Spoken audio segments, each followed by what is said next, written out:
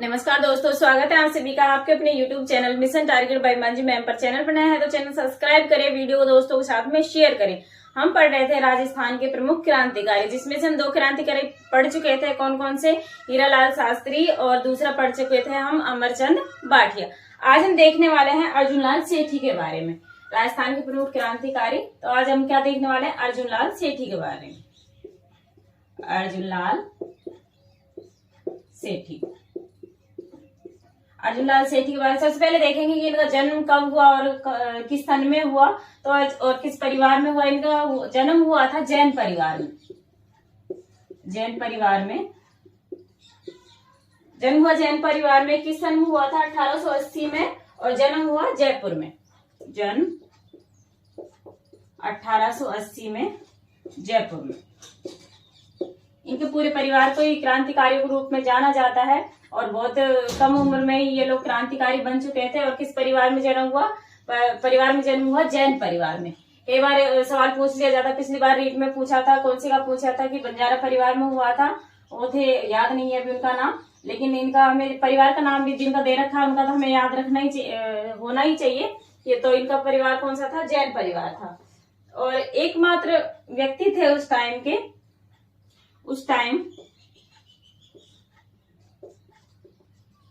उस टाइम पे ये अर्जुनलाल सेठी थे जिन्होंने बीए किया हुआ था। इनकी एजुकेशन क्या थी? बीए किया हुआ था। 1880 के टाइम की बात थी कि इन्होंने बीए की पढ़ाई की हुई थी उस टाइम पे भी। तो इन्होंने क्या हुआ कि चोमू का न्यायाधीश बनने के लिए इनके पास ऑफर आया था कि आप चोमू का न्यायाधीश बन जाइए। तो इन्होंने उस चीज को ठुकरा दिया था कि अगर मैं अंग्रेजों की नौकरी करूंगा तो देश को आजादी कौन दिलाएगा। किसने कहा था? अर्जुनलाल सेठी ने। तो इन्हें किसका? चोमू का, चोमू न्यायाधीश, चोमू न्यायाधीश का, न्यायाधीश के पद का ऑफर मिला।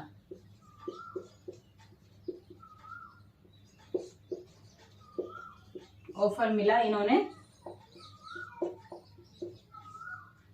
ठुकरा दिया।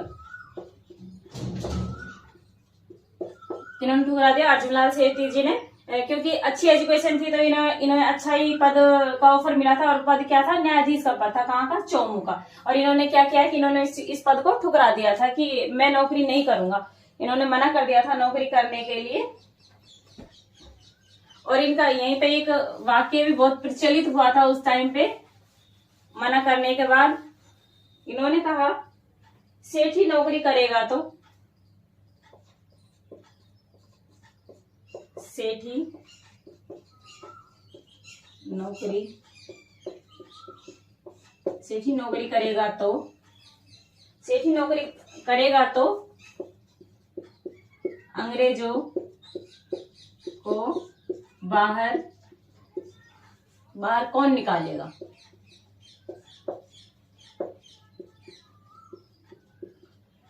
बाहर कौन निकालेगा? कई बार ये थॉट्स पूछ लिए जाते हैं कि कौन, किसने कहा था और किसके बारे में कहा था। तो ये किसने कहा था? सेठ जी ने, अर्जुनलाल सेठी ने कहा कि सेठी नौकरी करेगा तो अंग्रेजों को बाहर कौन निकालेगा। बहुत वाक्य प्रचलित हुआ था उस टाइम पे। और इसके बाद देखते हैं कि इनके उपनाम क्या हैं। किनके उपनाम देखते हैं। जन्म हुआ 1880 में और इनके उपनाम।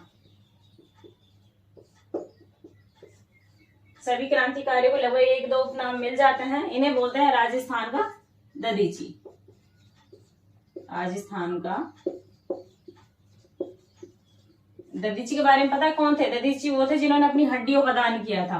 राजस्थान के दधीची बोलते हैं। जयपुर जनजागृति का,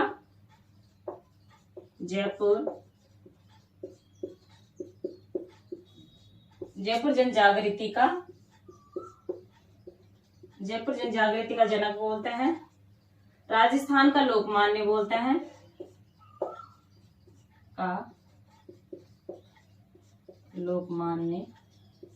राजस्थान का लोकमान्य इन्हें किसने कहा था? रामनारायण चौधरी ने।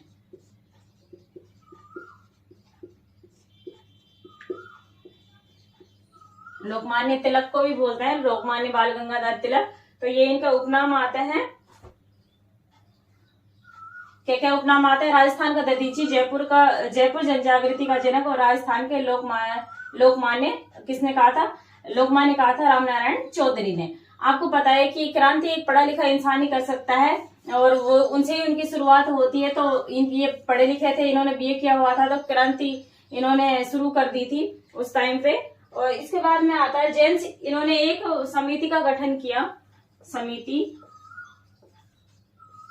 समिति कौन सी थी? समिति थी जैन शिक्षा प्रचारणी, जैन शिक्षा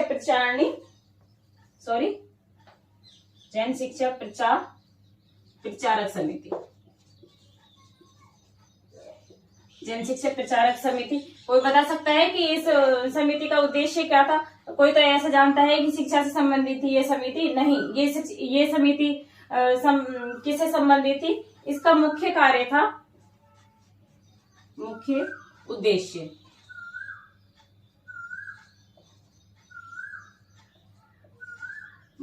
क्या था इसका? क्रांतिकारी तैयार करना, क्रांतिकारी तैयार करना। कोई शिक्षा से संबंधित नहीं थी ये शिक्षा आ रहा तो कहीं सोचो कि ये शिक्षा से संबंधित थी? नहीं, इसका मुख्य उद्देश्य क्या था? क्रांतिकारी तैयार करना इसका मुख्य उद्देश्य था। और किन्होंने बनाई थी ये समिति? बनाई थी अर्जुनलाल सेठी ने। कौन सी समिति? जैन शिक्षा प्रचारक समिति। और इसके मेन अध्यापक कौन थे समिति के अध्यापक? एक गुरु का होना बहुत जरूरी है उस चीज में, किसी भी चीज के लिए, तो वो थे विष्णुदत्त इनके गुरु थे इसमें, इस समिति में। आगे आता है कि इस संस्था के निर्देशन में एक आपने सुना होगा होर्डिंग बम कांड, तो बहुत फेमस था उस टाइम का। तो इसी संस्था के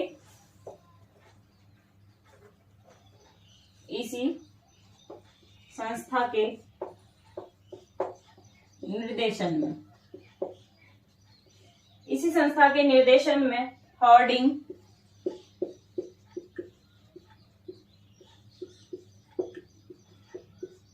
बम कांड कब हुआ था? 1912 में होर्डिंग बम कांड हुआ। तो एक जुलूस निकाला उस टाइम पे, एक जुलूस निकाला। इससे संबंधित था ये, और एक जुलूस निकाला। होर्डिंग बम कांड कब हुआ? कई बार सन पूछ ली जाती है, तो 1912 में हुआ होर्डिंग बम कांड। जुलूस निकाला और इसके बारे में, होर्डिंग बम कांड के बारे में क्या कहा था? ये सेठ जी के दिमाग की उपज है। सेठ जी के दिमाग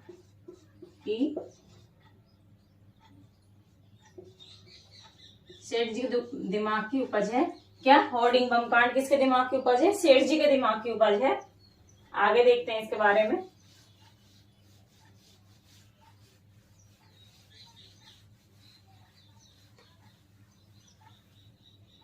ये बम फेंका किसने था? इसके बारे में माना जाता है कि सेठ जी के दिमाग की उपज है। और इंडियन हिस्ट्री में किसे मानते हैं? इस चीज का जिम्मेदार किसे मानते हैं? इंडियन हिस्ट्री में मानते हैं रास बिहारी बोस को। और ये बम फेंका किसने? ये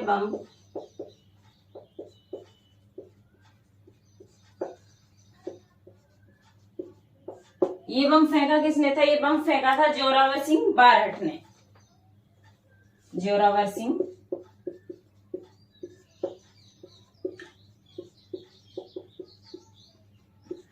सिंह बारहट ने फेंका ये बम। और साथ किसने दिया था इसमें? साथ दिया कौन थे? इनके भतीजा थे। कौन थे? प्रताप सिंह बारहट।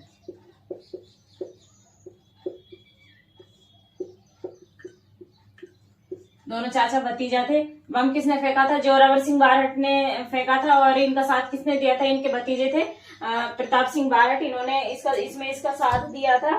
और बम बम कहाँ पे फेंका था, कहाँ फेंका, चांदनी चौक,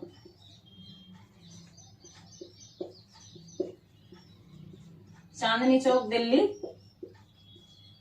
पीएनबी बैंक, पीएनबी बैंक के ऊपर एक पुस्तकालय था, उसके ऊपर फेंका था बैंक,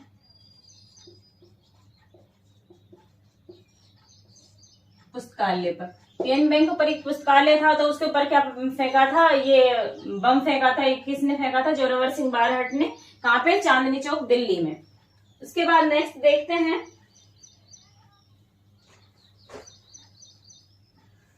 इसके बाद हुआ था एक आरा हत्याकांड। आरा हत्याकांड की क्या प्रमुख घटना है, वो चीजें देखते हैं। आपको पता है कि जब एक क्रांतिकारी होते हैं तो उन्हें क्रांति करने के लिए कुछ धन की भी आवश्यकता होती है। तो उस टाइम पे धन किनके पास था, उस टाइम पे धन था संतों के पास में। तो उसी के उसमें एक कांड हुआ था। कौन सा कांड हुआ था, आरा हत्याकांड हुआ था। तो संतों को लूटने का आरोप लगाया गया था, किनके ऊपर, जोरावर सिंह के ऊपर और अर्जुन लाल सेठी वगैरह काफी सारे लोग थे जिनका नाम आता है। तो उनके ऊपर आरोप लगाया था कि इन्होंने संतों को लूटा है। तो आरा हत्याकांड के बारे में देखते हैं आगे। इनका कोई सबूत नहीं मिला था कि इन्होंने लूटा था, कि इन्होंने, अर्जुन लाल सेठी ने, कि संतों को लूटा था, लेकिन इनके ऊपर आरोप लगा था। उस चीज का साबित नहीं हो पाई थी वो चीजें, संतों को लूटने के आरोप में।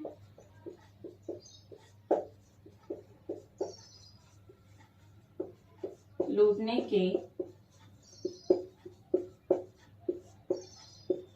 आरोप में इन्हें गिरफ्तार कर लिया।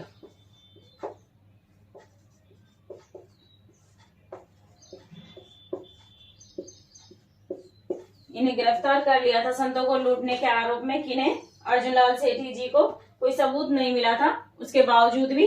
नेक्स्ट आता है, इसके बाद इन्हें कहाँ भेज दिया, आरोप में इन्हें गिरफ्तार कर लिया था तो जेल में भी किसी में भेजा होगा, तो इन्होंने भेज दिया था तमिलनाडु वेल्लूर जेल।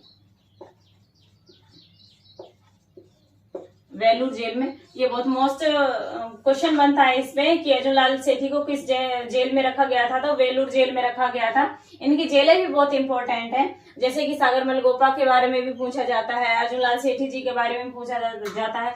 तो ये चीज हमें याद रखनी है कि कहाँ भेजा था इन्हें, तमिलनाडु वेल्लूर जेल में भेजा था। किस आरोप में, कि संतों को लूटने का आरोप में इन्हें कहाँ भेजा था, वेल्लूर जेल में भेजा था।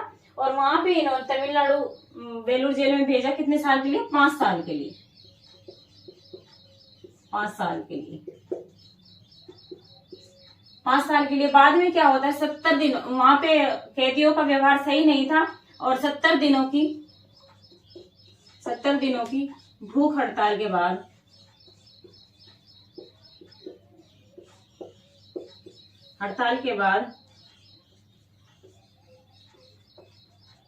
इन्हें छोड़ दिया गया। कितने दिनों की, 70 दिनों की भूख हड़ताल के बाद इन्हें वहां पे छोड़ दिया गया था। और कैदियों का कैसे खराब व्यवहार था। इसके बाद में ये कहाँ आ गए थे, अजमेर आ गए। वेलूर जेल से इसके बाद में छूटने के बाद कहाँ गए थे, ये अजमेर आ गए थे। कौन, अर्जुन लाल सेठी। गिरफ्तार किस कारण से इन्हें किया था, संतों के लूटने के आरोप में इन्हें गिरफ्तार किया था। और कहाँ रखा, तमिलनाडु वेलूर जेल में। इसके बाद ये है,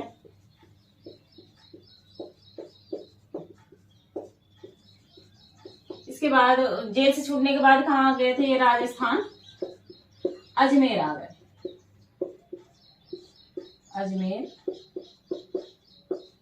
अजमेर आ गए। तो अब आपको पता है कि इनके पास खर्चा पानी नहीं था खुद के खर्चे के लिए, तो क्या हुआ कि अजमेर दरगाह में, कहाँ गए थे, अजमेर आ गए। तो अजमेर में कौन सा पड़ता है, 2.5 दिन का झोपड़ा पड़ता है। और वहां पे क्या हुआ कि अजमेर दरगाह में ये छोटे बच्चों को पढ़ाने लग गए थे, छोटे बच्चों को।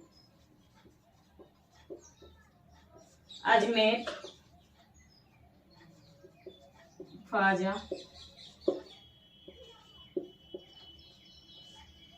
मोइनुद्दीन चिश्ती की दरगाह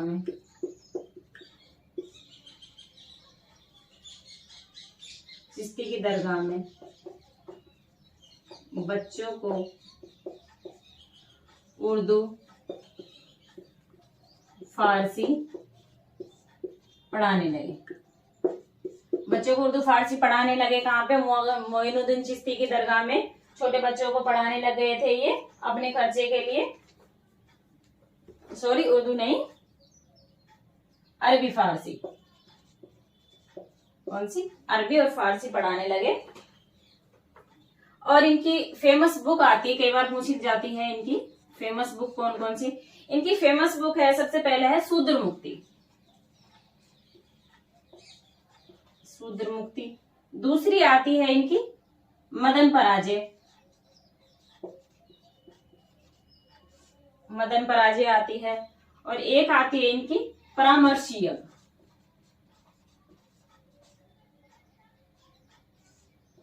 परामर्श यज्ञ। इनकी बुक कौन कौन सी है? शूद्र मुक्ति, मदन पराजय और एक आती है परामर्श यज्ञ। आगे देखते हैं।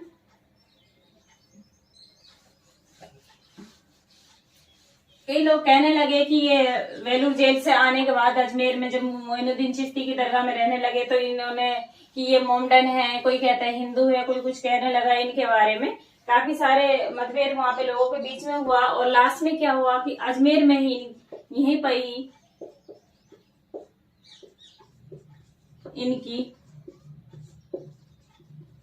इनकी मृत्यु हो जाती है।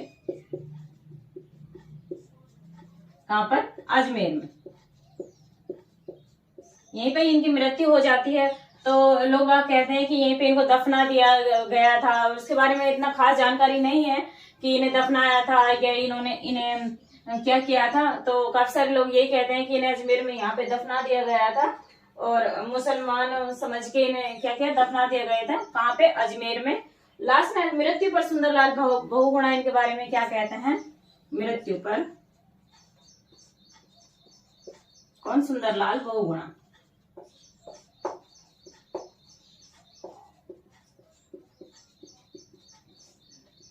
सुंदरलाल बहुगुणा का एक मत आता है कि इन्होंने इनके लिए क्या कहा था? इन्होंने क्या कहा था? सेठी भारत माँ के,